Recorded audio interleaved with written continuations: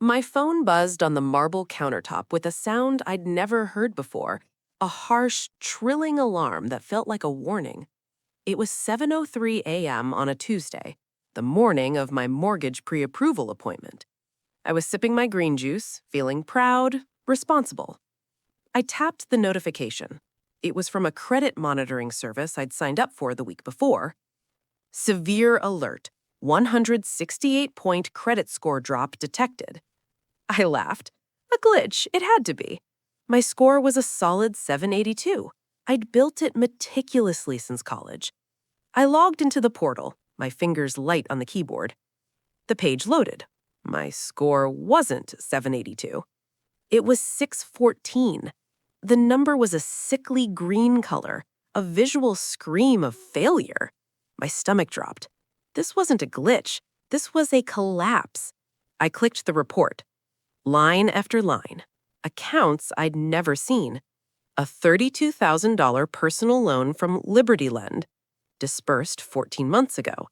A $15,000 business line of credit from First Merchant Capital, opened 10 months ago. 2 high-limit credit cards, Platinum Plus and Select Rewards, both maxed out, both over 90 days delinquent. The addresses were slightly off, an old apartment number, a misspelled street name, but close enough to mine. The contact email on each account was a jumbled variation of my own, ava.carter87@mail.com instead of ava.carter87@gmail.com. One letter off, a deliberate typo. But the phone number on the applications was my mother's cell. Diane Carter, the woman who taught me to balance a checkbook, who warned me about store credit cards, who co-signed my first tiny student loan and beamed when I paid it off early. Her number was listed as the primary contact on a $32,000 loan I never took. The room tilted. The air vanished. I gripped the edge of the counter to keep from falling. This wasn't identity theft by a stranger. This was surgical, precise. It was someone who had my social security card, who knew my old addresses, who had access to my personal history. It was someone who hugged me tight just last Sunday over brunch, saying, "My brilliant, independent daughter, I'm so proud of how you handle your money." $80,000. She had stolen $80,000 from a future I hadn't even built yet. She had taken out loans in my name, ruined the credit I'd spent my adult life crafting, and left me drowning in debt before I'd even signed the mortgage papers for my own home. The betrayal was so vast, so cold, it felt like my heart had stopped beating. I looked at a photo on my fridge. Me and her, arms around each other at my graduation, smiles wide. The frame blurred through a sudden wall of tears. I didn't cry. I let the tears fall silently, hot tracks of fury and devastation. Then I wiped them away with the back of my hand. This wasn't a moment for tears. This was a crime scene, and I was both the victim and the detective. I picked up my phone. I didn't call her. Instead, I opened my banking app. I needed to see where the money went. The loan from Liberty Lend, the $32,000, had been direct deposited into a joint savings account I'd forgotten about, one I'd opened with my mother when I was 16, an account she was still on. And the money was gone, transferred out in 3 chunks over 3 days, 14 months ago, to an account in her name only. My mother hadn't just stolen my identity, she'd funneled the money right in front of me, hiding it in plain sight in our shared past. I put my phone down. My hands were steady now. A terrifying calm settled over me. I wouldn't scream. I wouldn't call. I would gather evidence. I would build a case so airtight, so undeniable, that when I finally exposed her, there would be no spin, no excuse, no way out. The loving daughter was gone. In her place was a woman on a mission. She wanted to play with my future? I was about to show her what happens when you bankrupt your own daughter. The calm that settled over me was colder than any anger. It was the silence of a deep ocean trench where pressure crushes everything into a single, focused purpose. I moved through my apartment like a ghost, methodical, detached. First, I called my mortgage broker. My voice was smooth, professional, betraying nothing. Caroline? Hi, it's Ava. Something urgent has come up on my credit report. I'll need to postpone the pre-approval. A family emergency. Yes, I'm so sorry. I'll be in touch. I hung up before she could ask questions. The dream condo, the view, the fresh start, it was all vaporized. The loss was a physical ache, but I shoved it down. There would be time to grieve my future later. Right now, I had to autopsy the crime. I spent the next 6 hours at my kitchen table, now a command center. 3 screens glowed in the dim light. I pulled every credit report from all 3 bureaus. I printed them out. The paper felt poisonous in my hands. I highlighted each fraudulent account in neon yellow. The pages looked diseased. I created a timeline. 14 months ago, the first big loan.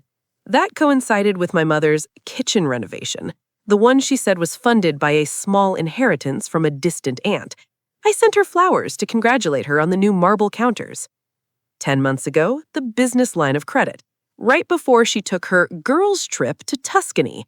She posted pictures drinking wine on a vineyard terrace, living the Dolce Vita, the caption read. I liked the photo. The credit cards were opened more recently. They're the ones maxed out, delinquent, the desperate moves. What was she funding now? I needed the statements. To get them, I had to call the lenders and pretend to be her, or me. The legal, tangled mess of it made my head throb. I started with LibertyLend, the $32,000 loan. Hi, I'm calling regarding account number ending in 8871. I'm Ava Carter. I believe there's been fraudulent activity on this account opened in my name. The representative was polite, cautious. I provided my social, my date of birth, the answers to security questions I hadn't set. My mother had used her own maiden name as my mother's maiden name. She'd used her own childhood pet's name. She hadn't even tried to be clever. She'd just been herself. The arrogance of it stole my breath. After an hour on hold, a fraud specialist came on.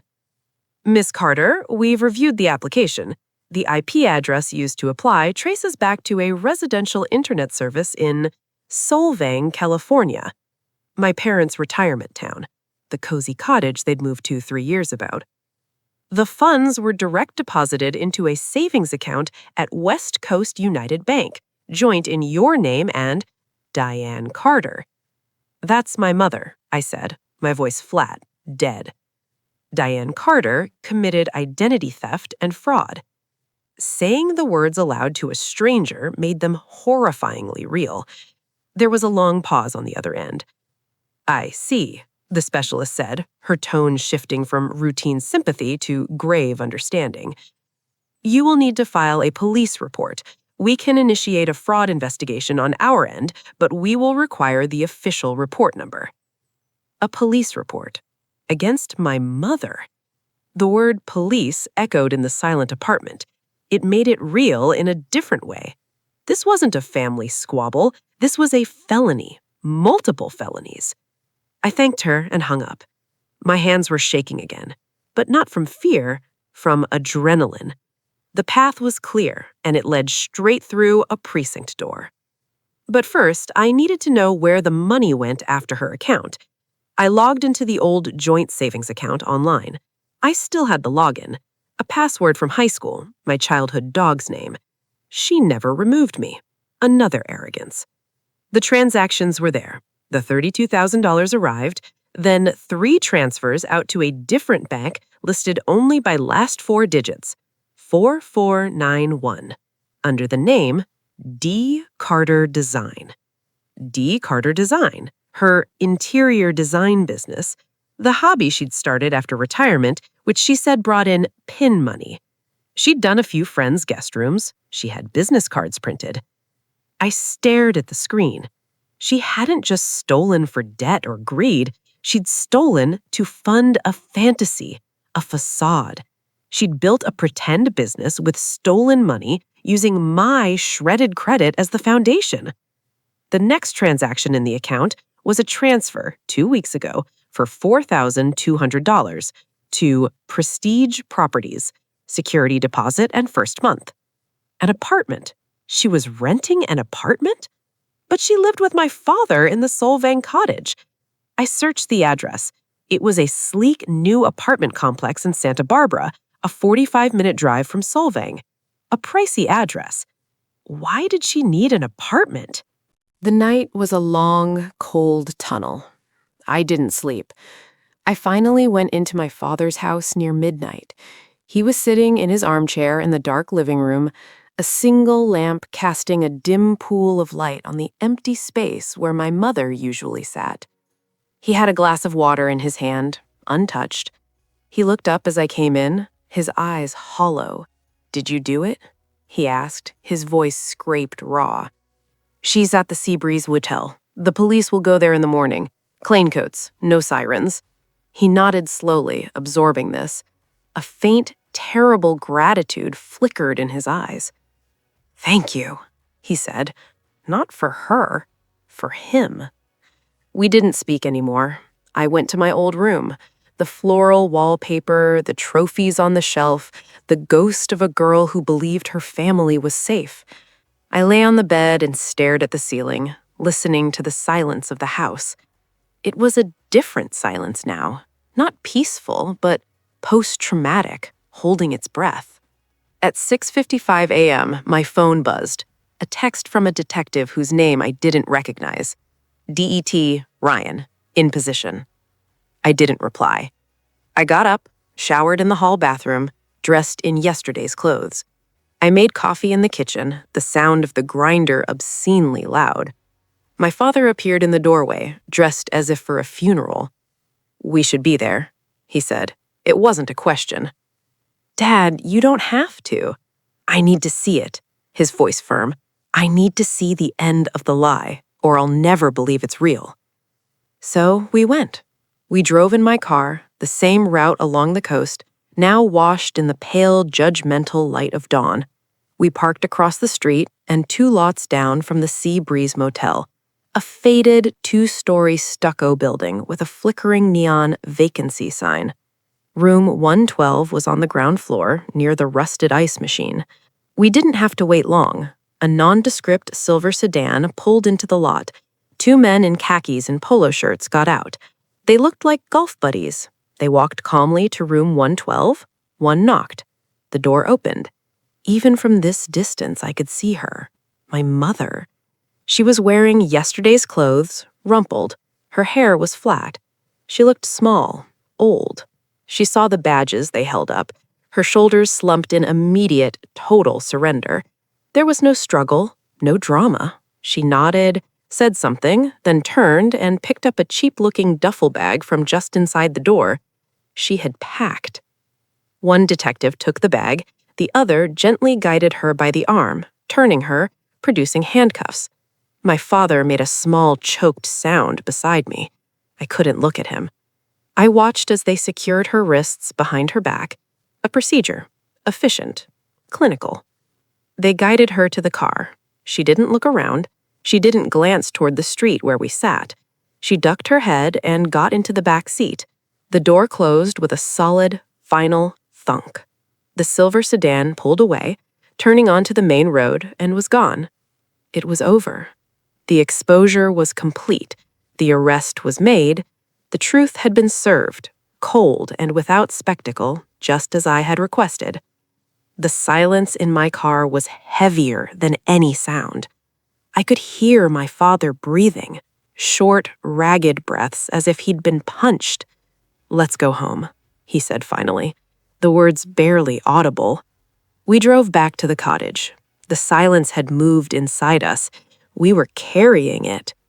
Back in the kitchen, he finally broke. He put his hands on the marble countertop, her countertop, bought with the first stolen loan, and bowed his head. His body shook with silent, wrenching sobs. I stood beside him, my hand on his back, saying nothing. There were no words. When the storm passed, he straightened, wiping his face with a dish towel. "What happens now?" he asked, looking at me not as his daughter, but as the only other person who understood the landscape of this wreckage. The arraignment is probably today or tomorrow. She'll plead not guilty initially. There will be a bail hearing. Given the amount and the charges, it might be high. She might not make it. Will she go to prison? The question was stark. Yes, probably. Unless she takes a plea deal, but with the evidence, I trailed off, the evidence I had gathered. He nodded. Good. The word was a stone dropping into deep water.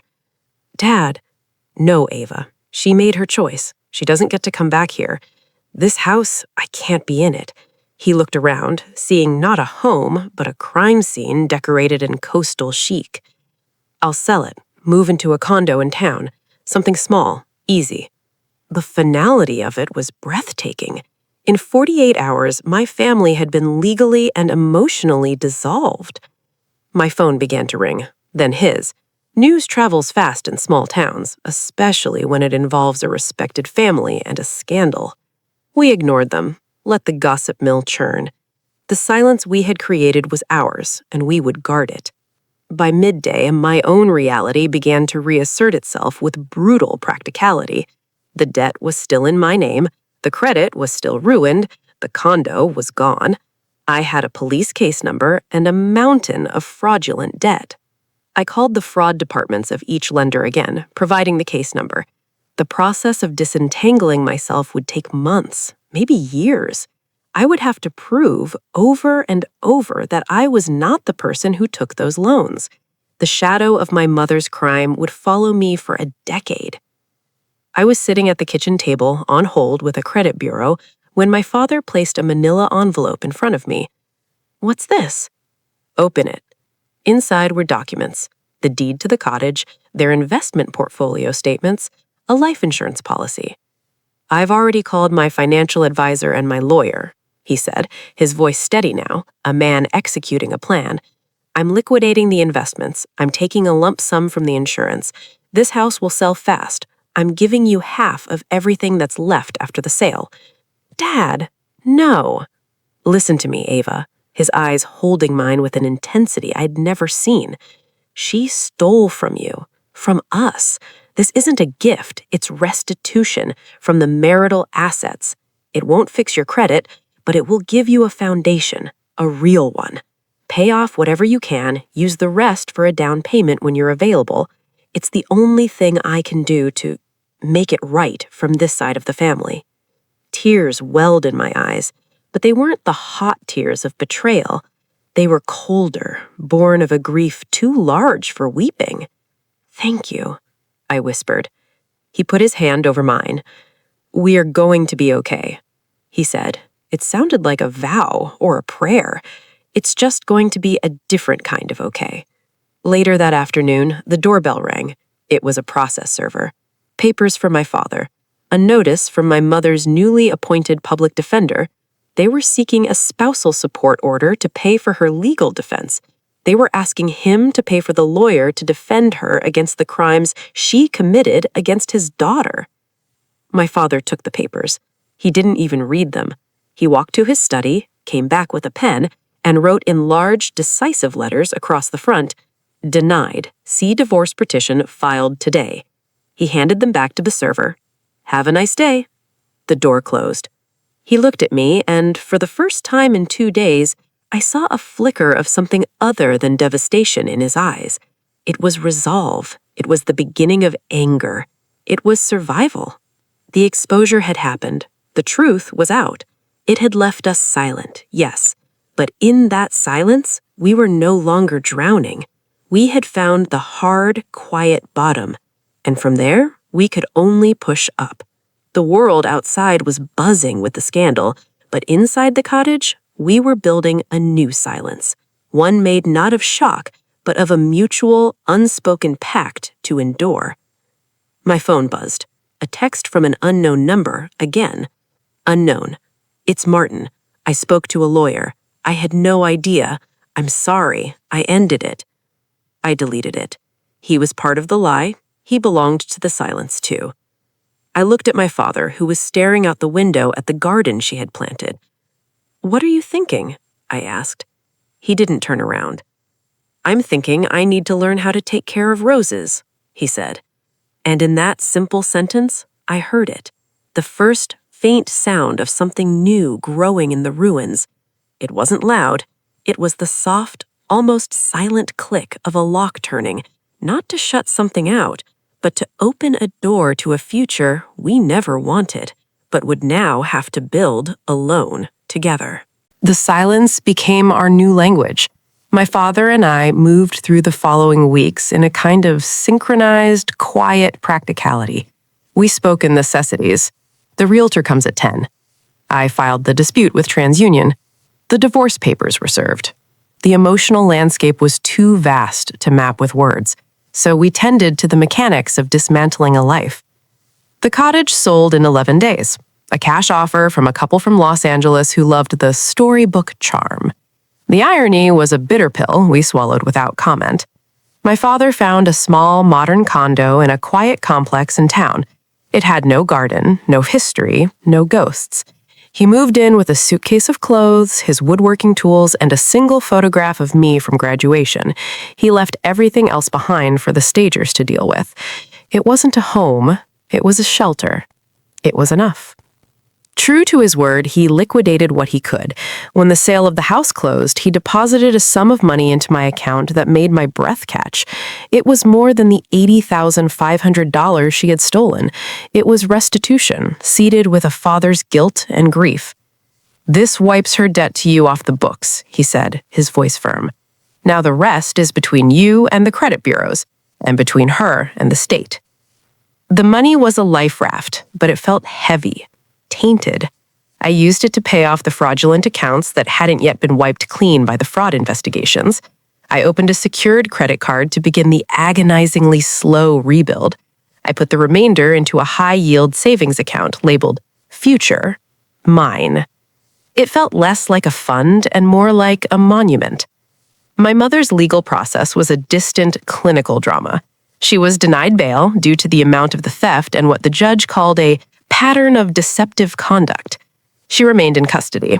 Through her public defender, she accepted a plea deal, guilty to 2 counts of felony identity theft and 1 count of grand theft. The sentencing was scheduled for 8 weeks out. The DA told me the guidelines suggested 3 to 5 years. I felt nothing when I heard it. It was just data. My father filed for divorce on the grounds of fraud and irreconcilable differences. It was fast-tracked. She did not contest it. The decree arrived in the mail one ordinary Tuesday. He opened it, read it, and placed it in a filing cabinet without a word. That night, I found him in his condo's tiny garage sanding a piece of oak with a ferocious focus. He was building a new dining table. "Something that's just mine," he explained, not looking up. I returned to my apartment in the city. The merger proposal I'd been working on had been reassigned. My professional reputation had a hairline fracture.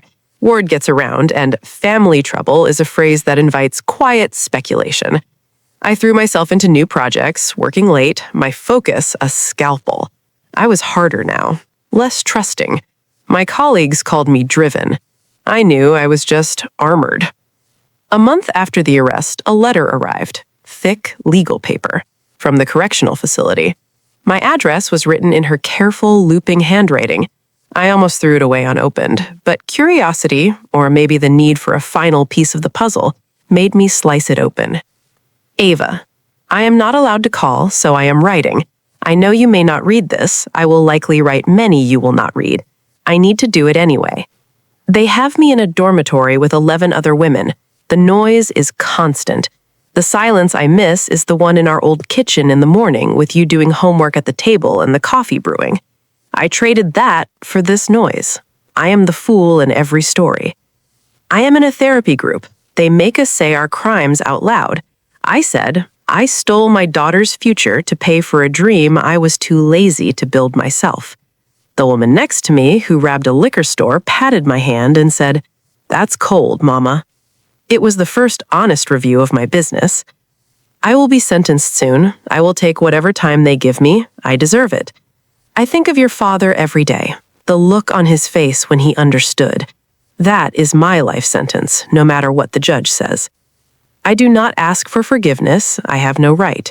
I only want you to know one true thing. In my twisted, selfish logic, I thought I was borrowing from your abundance. I saw your strength, your brilliance, your perfect credit score as this boundless resource. I thought I could take a little and you'd never miss it. I never understood that I wasn't taking from your foundation. I was stealing from your foundation to build my own dollhouse. I am so sorry I did not see you. I was too busy trying to make you see me. If you ever have children, you will be a wonderful mother. You will know that a mother's job is to build the floor under their feet, not steal it from under them. N. Diane. I read it once. Then I folded it neatly, slipped it back into the envelope, and placed it in the bottom drawer of my desk under a stack of old tax returns. I did not cry. I felt a strange, hollow ache, like a bone that had been broken and healed slightly wrong. It wasn't love. It wasn't hate. It was the ghost of understanding, and it was almost worse. The day of her sentencing arrived. My father and I did not discuss attending, but that morning he showed up at my apartment, clean-shaven, wearing a dark suit. "We should go," he said. "We should hear the sentence, for closure." We drove to the courthouse together, the same unified silence wrapping around us. We took seats in the back of the small wood-paneled courtroom. It smelled of lemon polish and old anxiety. They brought her in. She wore a standard-issue jumpsuit, her hair pulled back. She looked thinner, older, her eyes scanning the room until they found us. She flinched, a tiny, painful movement, then dropped her gaze to the floor. She did not look at us again. The judge listened to statements. The DA outlined the calculated nature of the crime, the profound breach of trust. Her public defender spoke of her remorse, her clean record, her willingness to plead guilty. The judge asked if the victim wished to make a statement. All eyes turned to me. I felt my father's hand, a firm pressure on my arm. "You don't have to." I stood. The room was utterly quiet. I walked to the podium. I looked at my mother. For the first time since I saw her on the security footage, our eyes met. I saw shame, regret, a broken plea. I felt nothing but a vast, calm emptiness. "Your Honor," I began, my voice clear and steady in the hush, "the financial harm has been quantified. The legal process has worked. There is nothing I can say that the evidence has not already screamed. The debt is being repaid. But the theft of trust, of safety, of a mother, that has no dollar value and no restitution. I have no statement for the court, only an observation. The loudest consequence of this crime is the silence it left behind. In our family, there is nothing left to say." I returned to my seat. My mother was crying silently, her shoulders trembling. The judge adjusted his glasses, his expression grave. He sentenced her to 4 years in state prison with eligibility for parole after 2, contingent on completion of a financial responsibility program. It was a fair sentence. It changed nothing. As the bailiffs led her away, she turned her head one last time, her eyes seeking mine. I held her gaze, my face a mask of calm, until she was led through the side door and out of sight. It was the final exposure. Outside the courthouse, the sun was blinding. My father put on his sunglasses. "Let's get lunch," he said. We went to a diner he used to like. We ate cheeseburgers, we talked about the weather, about the new table he was building, about a potential promotion at my firm. Normal things. The silence between us was different now. It wasn't the stunned silence of the bomb crater. It was the quiet of 2 people working side by side to clear the rubble, wordlessly agreeing not to speak of the explosion unless necessary. A week after the arrest, I put an offer on a small, older condo that needed work. The view was of a park, not the water. The mortgage rate was higher than it should have been thanks to my recovering credit, but the down payment was my own, a mix of my savings and the restitution from my father. The title would be in my name alone. My foundation, however cracked, was mine. When I got the keys, my father helped me move a box of books. He stood in the empty living room looking around. "It's good, Ava. It's solid." I said, "It's mine." He nodded, a world of understanding in the gesture. He helped me assemble my new bed, a simple platform frame. When we were done, he hugged me, a strong, wordless embrace that said everything the silence couldn't. Then he left, promising to come back next weekend to help paint. I was alone in my new home. The silence here was mine too. It wasn't the terrified silence of discovery or the devastated silence of exposure. It was the quiet of a door closing, of a lock turning, of a space waiting to be filled with a life of my own making. I walked to the window looking out at the park. Somewhere, my mother was in a prison dormitory. My father was in his condo sanding wood, and I was here, holding a set of keys, standing in a silence I had reclaimed. The scandal had faded from town gossip. The legal case was closed. The family was broken. But the silence that the exposure left behind wasn't an ending. It was a space. A cold, clean, empty space.